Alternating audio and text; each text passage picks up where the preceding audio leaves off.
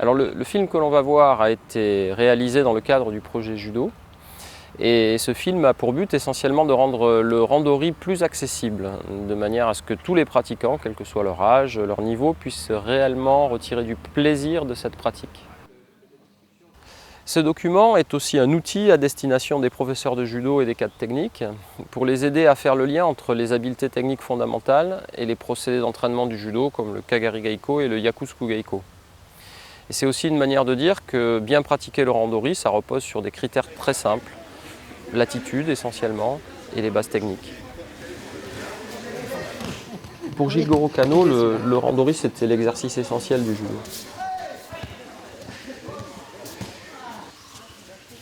Pour réaliser ce film, nous avons voyagé d'une région à une autre et nous en avons profité pour tourner des images au cours des actions régionales du projet Judo.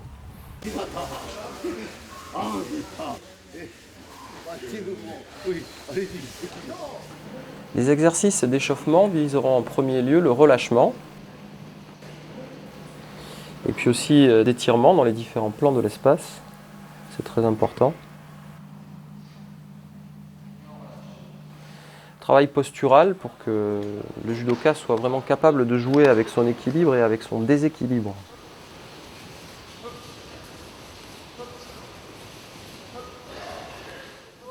Lorsque le judoka est prêt, c'est-à-dire lorsqu'il fonctionne plus avec ses sensations, on commence ce qu'on appelle le travail de Tandoku Renshu par des exercices de balayage dans le vide. C'est un exercice vraiment intéressant parce que ça focalise l'attention sur la relation timing-distance.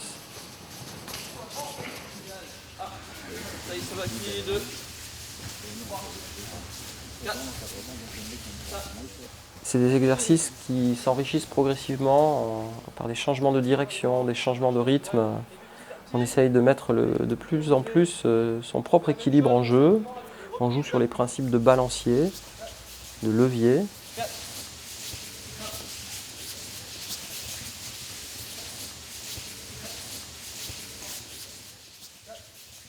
On commence Mae Mawari, une fois droite, une fois gauche, toujours dynamique, les jambes souples. Avec l'exercice de Tai Sabaki, c'est la coordination qui s'enrichit, qui devient un petit peu plus complexe. Avec le changement de posture, donc les deux pieds ensemble, décalez les deux pieds ensemble, descendez sur les jambes, comme ceci. 1, 2, on y va. Allez, 1, 2, 3, 4, Kostogari, Ostogari. 1. Il existe plusieurs modalités de Tai Sabaki qui sont autant d'exercices de base. 3. Maintenant, Ouchi, partenaire esquive, Tai Otoshi. On y va, enchaînement, Ouchi, Tai Otoshi. 1.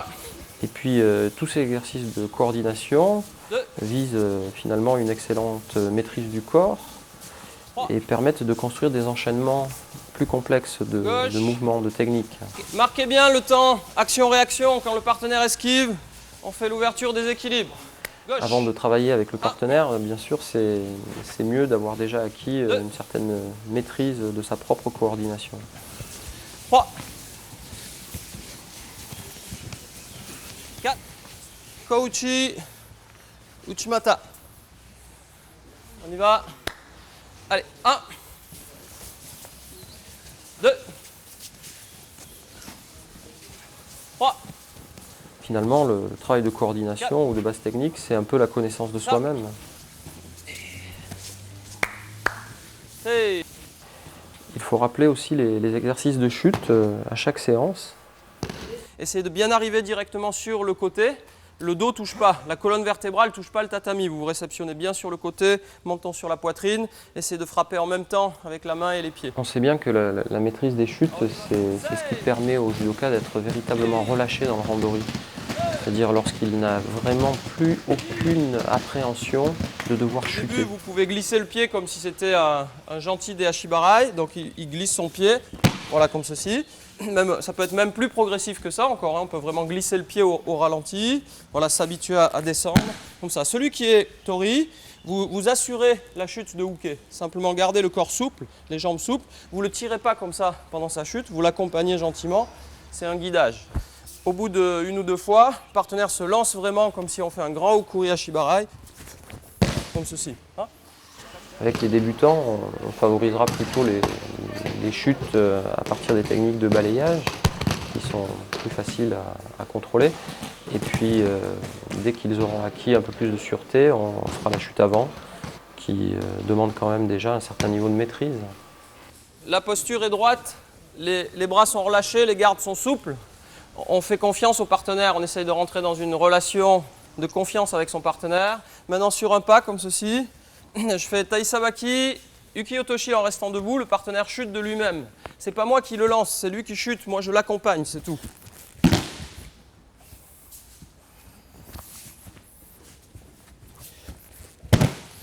Pendant tout le mouvement, mon corps reste souple et j'accompagne le partenaire pour essayer de le guider tranquillement. Je raffermis pas la projection, je ne mets pas de force dans la projection. C'est le partenaire qui régule lui-même la chute. On peut pratiquer ces exercices seul, sous forme d'éducatif, ou à deux, sous forme de situation d'étude, selon le niveau des élèves, bien sûr. Mais ces exercices vont vraiment conditionner la relation tori-uke ensuite dans le randori et dans les exercices à thème.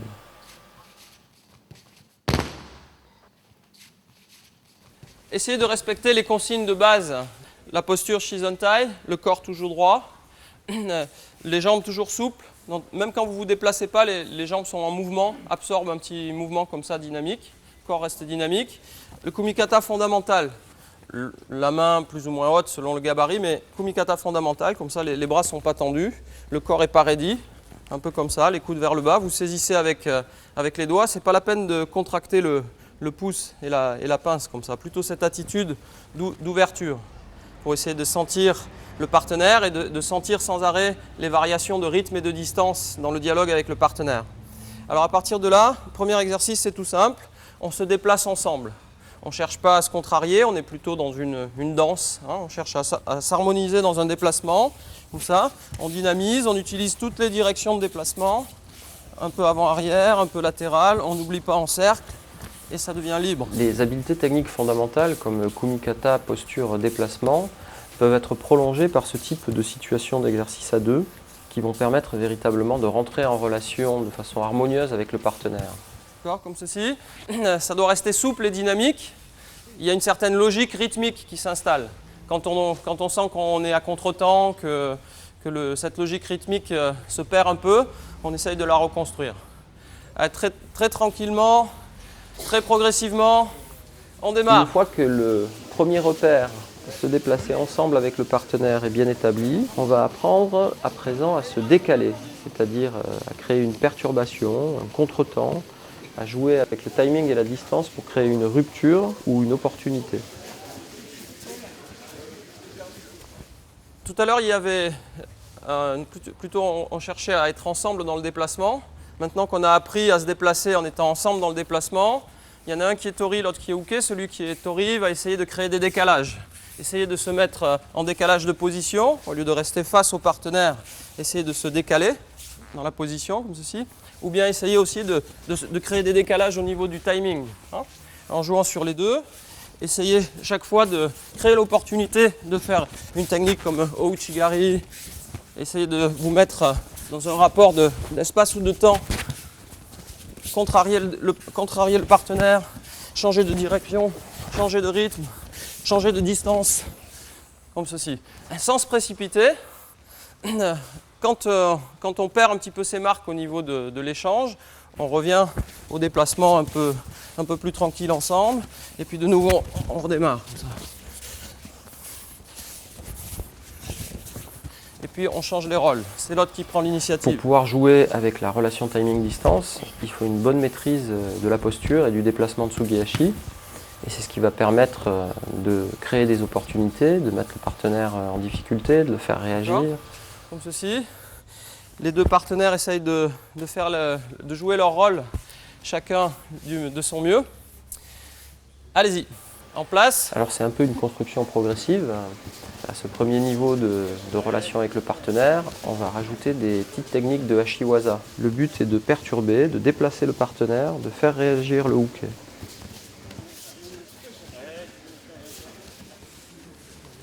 Alors, c'est le premier exercice de Kagari Gaiko. Donc on rentre dans le Kagari Geiko.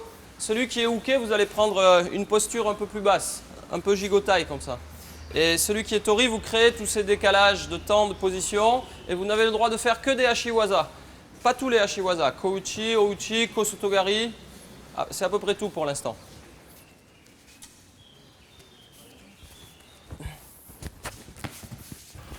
C'est un travail qui doit être vraiment fait à la sensation. Il faut essayer de privilégier la précision. Il ne s'agit pas de travailler avec beaucoup de force. Au contraire, le curseur de la force doit être beaucoup rabaissé. Essayer de vraiment jouer sur le travail de précision technique et de placement. Là, il s'agit vraiment de se laisser guider par sa sensation. C'est la proprioception, les réflexes qui vont agir progressivement de manière à réguler l'exercice.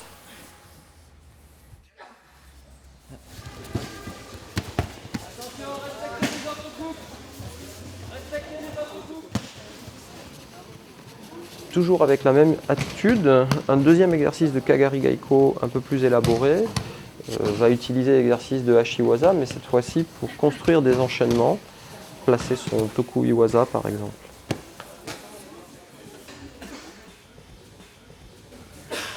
Je rappelle, j'en profite pour rappeler les consignes. L'attitude, il faut être dans l'ouverture. On n'est pas dans la confrontation, on n'est pas dans l'opposition. On cherche à faire un exercice pour progresser ensemble.